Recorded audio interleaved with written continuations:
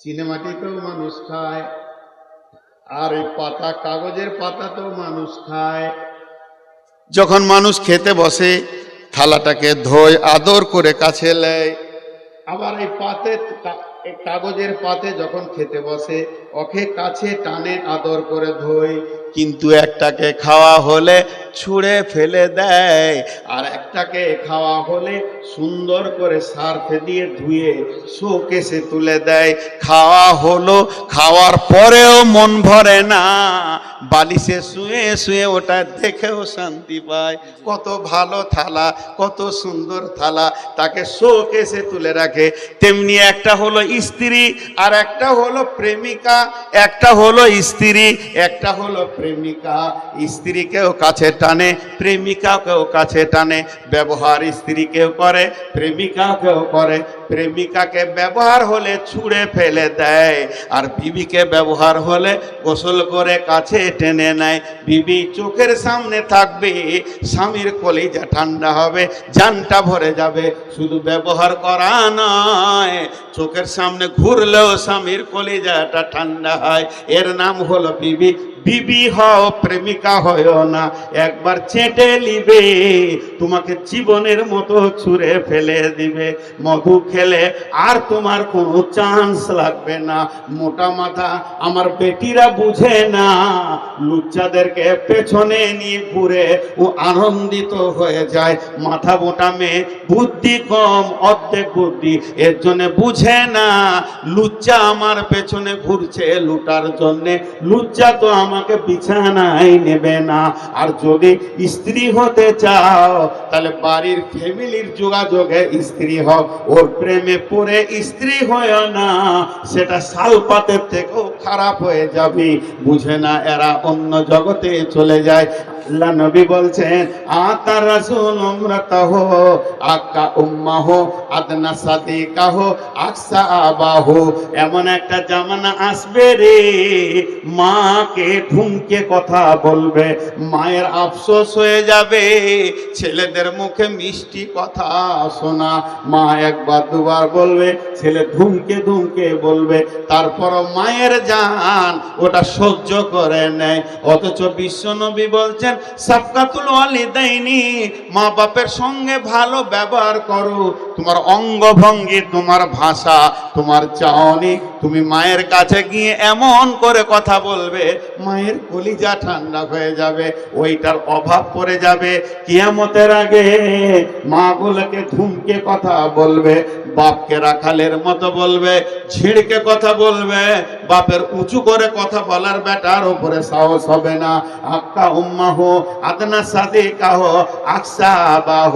আর সব থেকে মিষ্টি ভদ্র কথা শোনাবে বন্ধুকে, যে রক্তের আত্মীয় নয়, যে এমনি আত্মীয় নয়, বাপের তরফে নয়, মায়ের তরফে নয়, বন্ধু তো এমন জমে যাবে, তাকে মিষ্টি মিষ্টি গল্প করবে। এই মিষ্টি কথাটা হক ছিল বাপের, এটা ছিল মায়ের। বন্ধুকেও বলো, সেটাও ঠিক আছে, কিন্তু বন্ধুকে মিষ্টি কথা বলবে, বাপকে থমকে দিবি। একটা ছেলে ওর বন্ধুকে বলছে, সময় শেষ হয়েছে জি না, মানি ঢেলে মাথা অনেক সময় আছে।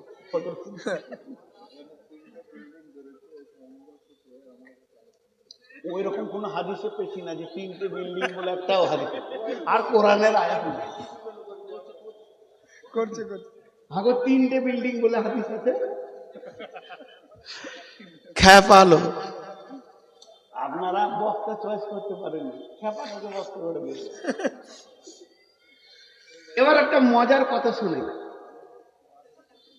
দুই বন্ধুতে যুক্তি করেছে, আজকে গাজল যাব সার্কেস দেখতে। যা বড় ভাই রেগে উঠে গেল নাকি? না উঠে, আচ্ছা ঠিক আছে। দুই বন্ধুতে যুক্তি করেছে, এক বন্ধুর বাড়ি ধরেন এই পাশের গাঁ, আর ইয়ার বাড়ি এই ভিটা পলাশবো না। দুই বন্ধুতে যুক্তি করেছে, আজকে গাজল যাব ভালো সার্কেস এসছে, সার্কেস দেখতে। কটায় যাবি? বলে ঠিক এশার নামাজ পড়ে বের হবো, রাত 9টার সার্কেসের শোটা ধরবো, রাতে আবার ঘর চলে আসবো। বুড়া বাপ শীতের সময় বাড়ির দরজার পাশে চুপ করে বসে আছে। বাপের বয়স 80 পেরিয়ে গেছে, 90-এর কাছাকাছি, চোখে কম দেখে, লাঠিটা হাতে আছে, একটা পান চাবাইছে। আর ছোট বেটা জমিরুল বাড়ি থেকে হুন্ডাটাকে বের করছে, মোটরসাইকেল খারাপ করে গেটে লেগেছে। তো বাপ বলছে, কে রে? জমিরুল নাকি রে? জমিরুল কি হলো? ধমকি দিলে, কি হলো তোমার? কোথায় যাবি? সব বলতে হয় নাকি তোমাকে? খালি ভ্যান ভ্যান করে বকে ছেলে, যেখানে যাবো খালি এরকম করে কথা বলে, কোনো হুঁশ নেই। যাও ঘর দে, যাও ঘরে সৌগা। গাড়ি কিক করে নিল, বন্ধুকে চাপিয়ে নিল। বন্ধুর ঘরে দরজায় এসে বলছে, শফিক শফিক আছিস? বলায় চা। মিষ্টি করে বলছে, কি খাবি বল? কুমারগঞ্জে বলছে, চ্যাংচা খাবি না চমচম খাবি? কি খাবি বল, একটা পানি খেয়ে নিয়ে দে, তারপরে যাব। বন্ধু বলছে, চা আর গাজলেই দিয়ে খাবো, ওখানে মিষ্টি ভালো আছে। কত মিষ্টি কথা, কত মধুর কথা বন্ধুর সঙ্গে চলছে। গিয়ে একেবারে সার্কেসে ঢুকে পড়লো। আর সার্কেসে ঢুকে পড়ার পর সমস্ত শো দেখতে দেখতে 11টা হয়ে গেছে। রাত 11টায় শো ভাঙলো। এবার গাড়িটা নিল, গ্যারেজ থেকে গাড়ি নিয়ে বন্ধু আবার কোনো ডিম টোস্ট টোস্ট টোস্ট খেয়ে দুজন আনন্দ, মিষ্টি মিষ্টি কথা, মনে হচ্ছে না যে ছেলেটা রাগাল। এবার মোটর সাইকেল নিয়ে এলো, বন্ধুকে নামিয়ে দিল একদম ওর পূর্ব পাড়াতে। এবার ও যাচ্ছে উত্তর পাড়াতে, নামিয়ে দে। এবার একাই গিয়ে ঘরে ঢুকবে, বাড়ি শুনশান, পাড়া শুনশান, কটা শিয়াল ধরে বেড়াচ্ছে। গভীর রাত হয়ে গেছে বাড়িতে, কিন্তু একটা মহিলা এখনো বিছানায় ঘুমায় না, তারই নাম মা। মা বসেছে বেড়ায়, ছেলেটা গেল কখন আসবে, ছেলেটা কখন আসবে। এদিকে ওদিকে শিয়াল ঘুরছে, কি হলো? এমন সময় ঘুর ঘুর ঘুর ঘুর ঘুর করে গাড়িটা ঢুকলো। মা উঠতে পারছে না, বুড়ি মানুষ দেয়াল ধরে উঠে বলছে, বেটা এলি রে। যেই বলেছে বেটা এলি রে, মারলো জোরে একটা ধুমকি, এমন হুমকি দিল, তোর ঘুম নাই, তোকে দেখে আমার কলিজাটা লেগেছে, খালি রাত জাগা, আমি কি ছোট আছে নাকি তুই তোকে জাগতে হবে, ঘুমা থাকবে। মা যে কেনে জেগেছিল, মায়ের কলিজা বুঝলি না রে বাবা, এই হুমকিটা মাকে দিয়ে দিবি।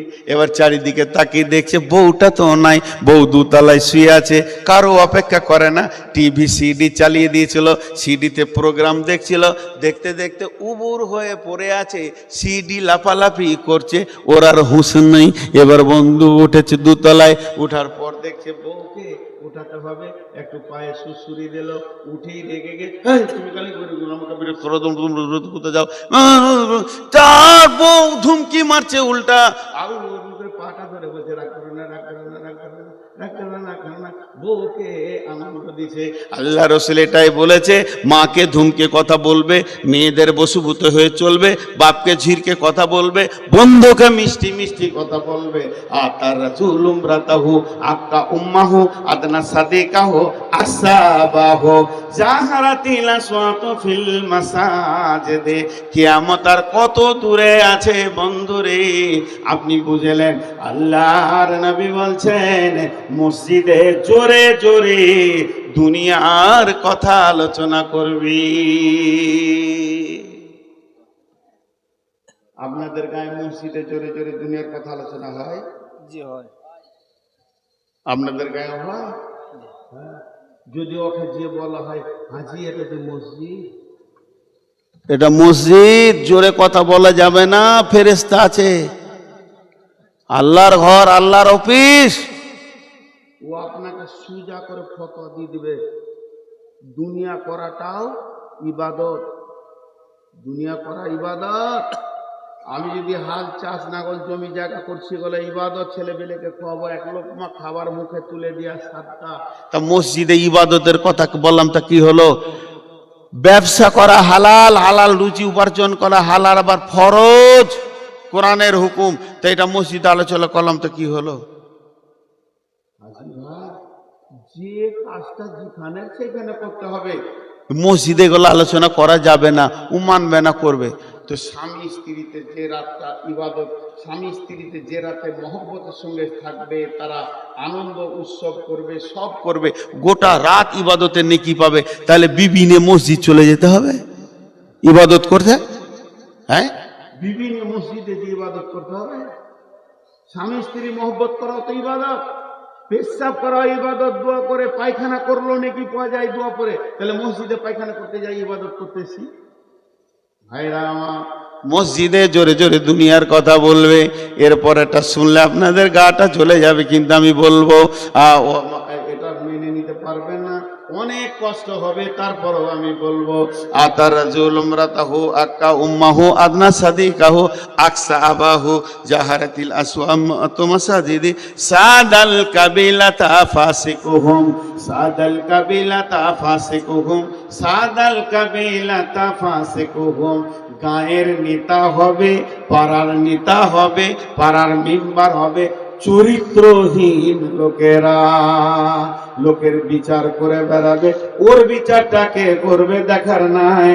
কিন্তু যত চরিত্রহীন লুচ্চা লাফাঙ্গাররা বিচারক হবে, গায়ের নেতৃত্ব দেবে চরিত্রহীন, ভালো ইমানদার পরেজগার লোক গায়ের নেতৃত্ব দেবে না। হ্যাঁ, চলছে না? জি, 100%। হ্যাঁ, এটা আস্তে করে বলছে কেন, জোরে বলেন।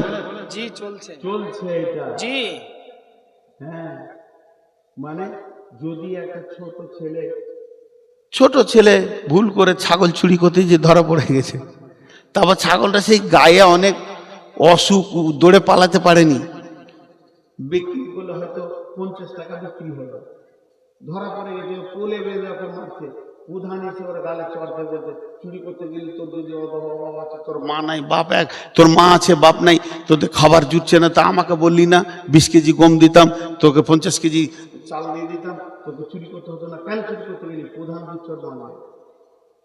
সব লোক বলছে কত ভালো লোক, দেখবেন প্রধান, প্রধান কত ভালো লোক। আসলে প্রধান বিড়বিড় করে বললে, রে খেপা, সামান্য একটা ছাগল চুরি করতে গিয়ে ধরা পড়ে গেলি রে বাপ, আমি 7200 কুইন্টাল বিপিএল এর চাল চুরি করেছি, ধরা পড়েনি।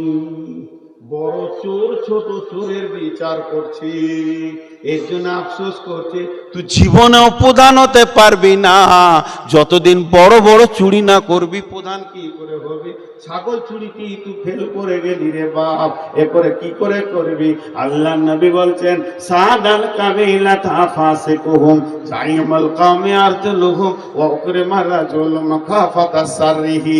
যারা নেতা হবে, দরখাস্ত লেখা তো দূরের কথা, নিজের নামটাও সই করতে পারবে না, এত মূর্খ রাখালরা গায়ের নেতা হবে।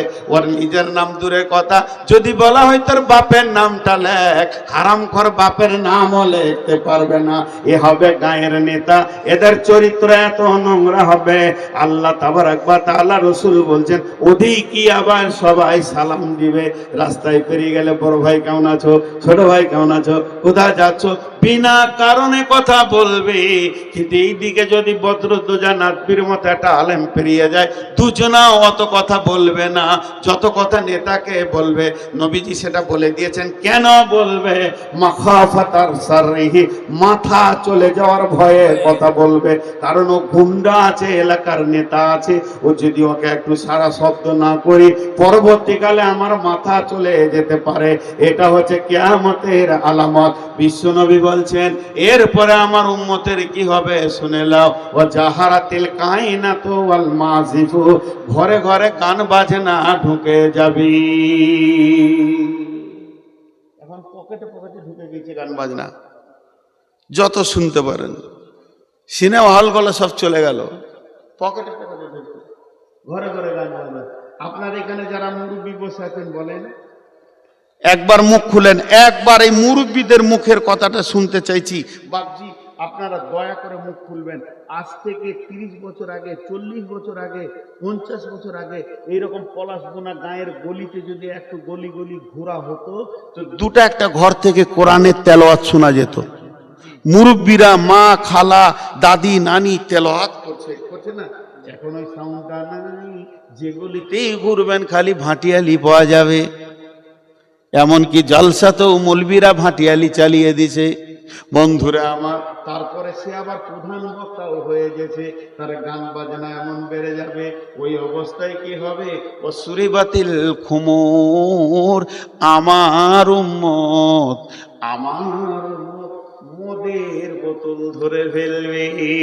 এরা মদ পান করবে, এত মদ পান করবে যেদের হুঁশ থাকবে না।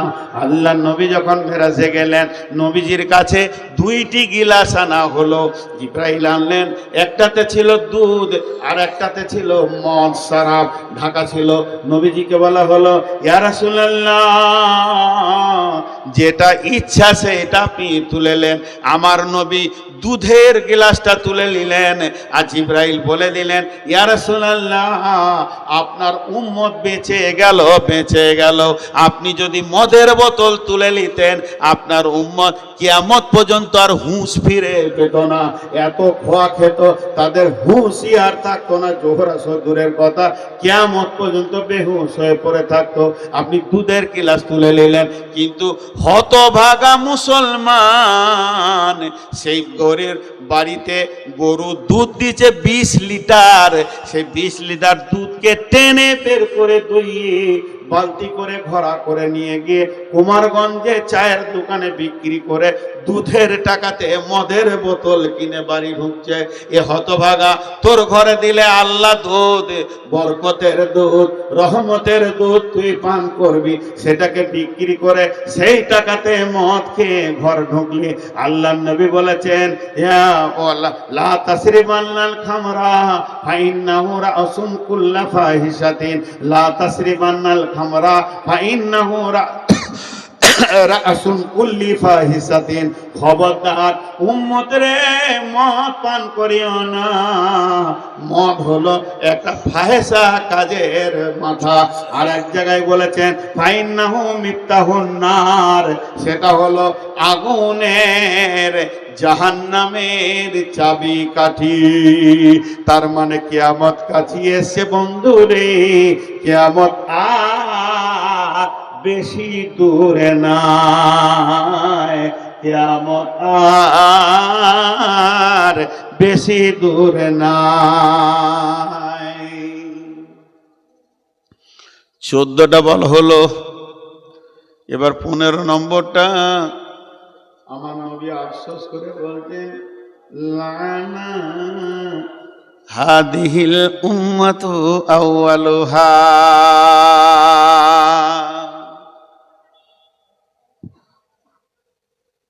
আগেকার লোকেরা সাদা সিধে ছিল, বুদ্ধি কম ছিল, মোটা হুঁশ ছিল, জ্ঞান গরিমা কম ছিল।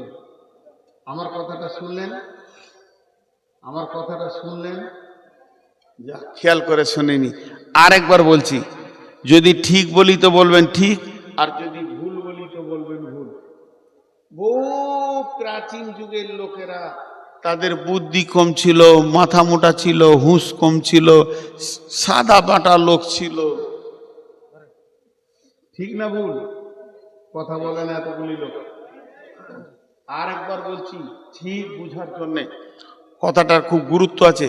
বহু প্রাচীন যুগের লোকরা সাদা বাটা ছিল, হুঁশ কম ছিল, বুদ্ধি কম ছিল, সাদা সিধে ছিল। ঠিক না ভুল? এইটাই নবীজি বলছেন, আমার উম্মত আগেকার উম্মতদেরকে লানত দিবে, তাদের বুদ্ধি কম ছিল। লানা হাদিহিল উম্মাতু আউয়ালিহা, কিন্তু হিসাব করে দেখবে না, পৃথিবীর প্রথম মানুষটা হলো নবী, আর আগেকার যুগে সবগুলোই নবী ছিল শেষ নবী পর্যন্ত। তাহলে তাদের বুদ্ধি কম ছিল, তারা মোটা হুঁশ ছিল, কম বুদ্ধি ছিল। আর এই যুগে সুদারু, মাতাল, চোর, লম্পট, লাফাঙ্গা, দাগাবাজ, বেঈমান, লুচ্চাতে ভর্তি হয়ে গেছে। এরাই আবার চালাক বলে নিজেকে দাবি করছে। নবীর যুগটাকে বলে দিচ্ছে মাথা মোটা, ঘুষ, আর চোর লম্পট এরা বলছে আমরা ঘুষওয়ালা। এটা হলো কিয়ামতের সব থেকে বড় আলামত। নিজে বেঈমান থাকবে আর ইমানদারকে বেহুশ বলবি। আগেকার লোকেরা একটা জায়গায় ঠিক ছিল, তারা আল্লাহকে ধরে আপন করে রেখেছিল। তাদের ঈমান এত বেশি ছিল, মাটিতে সাজদা দিয়েছে, আরশকে হিলিয়ে দিয়েছে। তাদের কপালে মাটি লেগে গেছে, কাঁচা মসজিদে নামাজ পড়তে গিয়ে হাঁটুতে ধুলো লেগেছে, কিন্তু তারা আরশকে হিলিয়ে দিয়েছে। আমাদের মার্বেল পাথরের আধুনিক মাল তৈরি হচ্ছে, এসি চলছে, ফ্যান চলছে, মসজিদের ছাদের ওপরে দুয়ার খবর নাই। মা আমার বোন আমার খুব হুঁশিয়ার, কিয়ামত কাছিয়ে গেছে, খুব হুঁশিয়ার, কিয়ামত কাছিয়ে গেছে।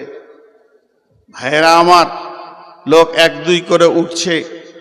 আমি এখন আপনাদের কাছে আবেদন রাখবো, মাদ্রাসার 3টে কেন আর 10টাই বিল্ডিং হোক আর 100টাই হোক, মাদ্রাসাকে দেনেওয়ালা আপনারা।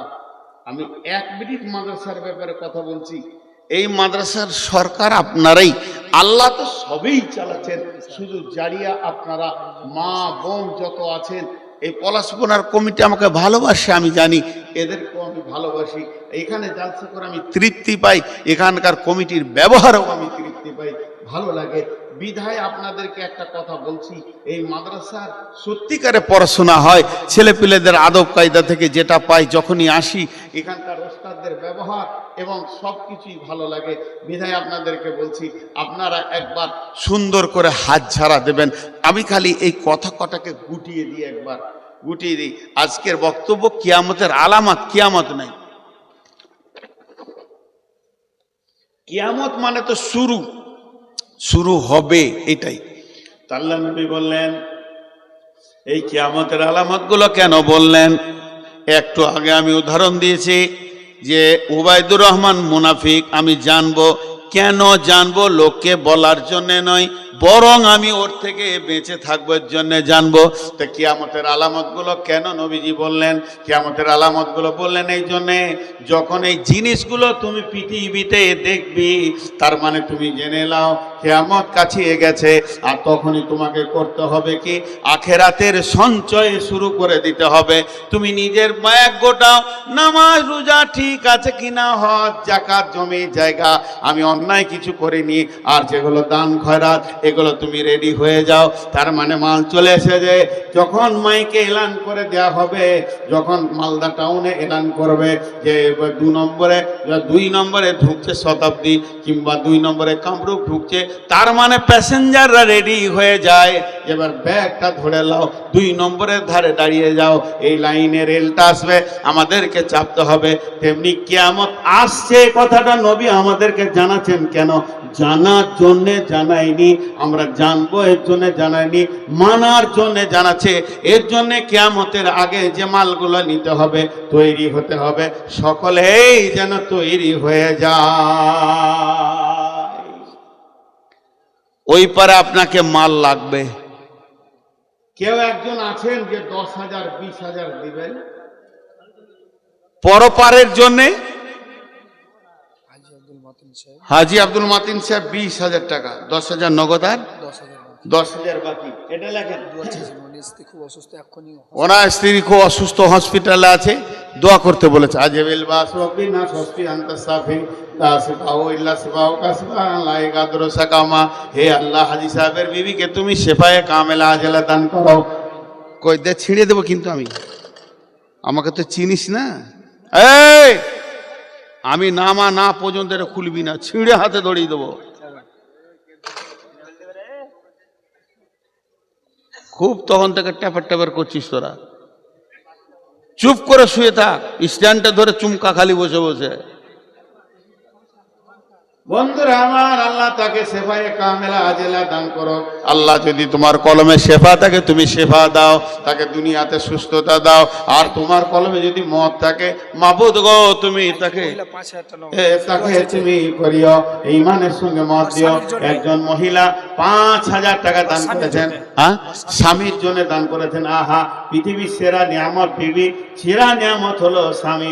এই না স্বামী বিবির মহব্বত, আহারে বাহারে স্বামী দুনিয়াতে থেকে চলে গেল, এমন স্ত্রী সে রেখে গেল যে স্ত্রী তার জন্য 5,000 টাকা দান করেছে। মাবুদ গো, দানকে কবুল করো, তাকে তুমি ক্ষমা করো, আর সর্বোপরি জান্নাতে দুইজনকে আবার একটা জায়গায় দিও। পৃথিবীতে মত আছে তাই স্বামীকে ছেড়ে দিতে হয়েছে, জান্নাতে তো আর মত নাই। জান্নাতে স্বামী স্ত্রী দুজনকে জোয়ান বানিয়ে তুমি একই খাটে রেখে দিও। পৃথিবীর দুঃখগুলো যেন সেদিন ভুলে যায়। মাবুদ তুমি ক্ষমা করো, মাফ করো, দয়া করো। আর কেউ আছেন আল্লাহর বান্দা, কঠিন কিয়ামত হওয়ার আগে কিয়ামতের সম্পদগুলো তৈরি করে নেবেন, মাল জমা করে নেবেন? কোন আল্লাহর বান্দা আছেন একটা 20,000 10,000 দেনেওয়ালা আল্লাহর জন্য দেবেন? আল্লাহ তাবারক ওয়া তাআলা আপনার দানকে কবুল করবে।